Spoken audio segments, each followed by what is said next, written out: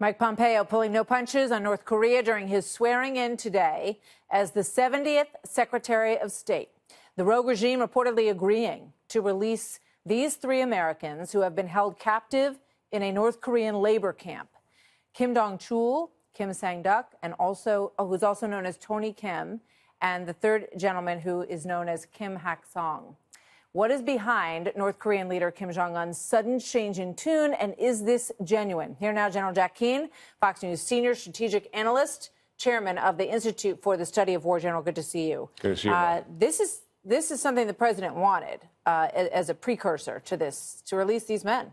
Yeah, no doubt about it. Pompeo mentioned it when he met with Kim Jong-un, and just recently, our National Security Advisor, Ambassador Bolton, mentioned it publicly as a sign of good faith that Kim Jong-un is serious about these talks and about nuclearizing. So let's release these hostages before the talks.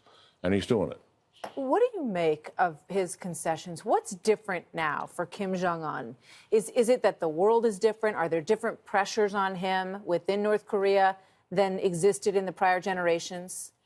Yeah, I think, well, two things have happened. One is certainly his acceleration of his nuclear program and weaponizing them on ICBMs, and the speed at which he did that drew the world's attention.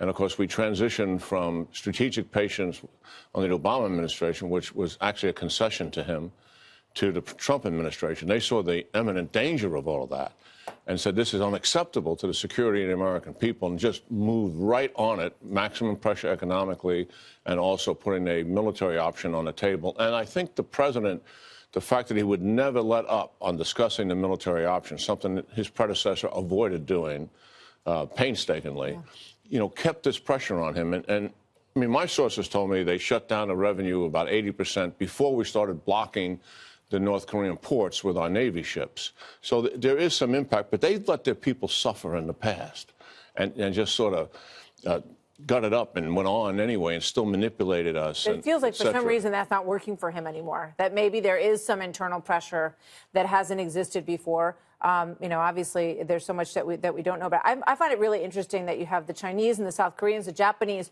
all scrambling to have meetings. They all want to be part of what they see happening. Yeah, and I think what's so different for me is the just sense of urgency that Kim Jong-un is doing. He's done all of this in 90 days. Yeah. From the Olympics on, and he's made major concessions. And some people, who are always anti-North Korea are flippant about it.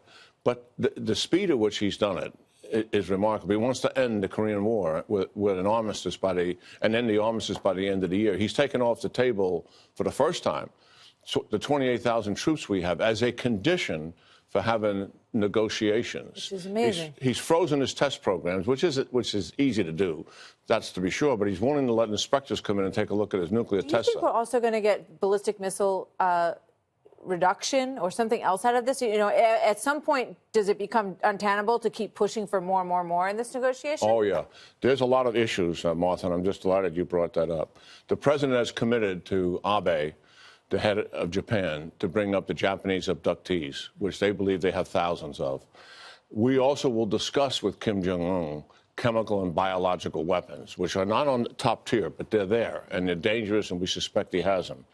We're also going to discuss, as you suggest, ballistic missiles, the development of those ballistic missiles, and what are we going to do about those missiles. So we have a lot to talk about, but central, for sure, is denuclearization. General Jack Keane, always good to see you, sir. Thank you very much. Yeah, good talking to you, Martha.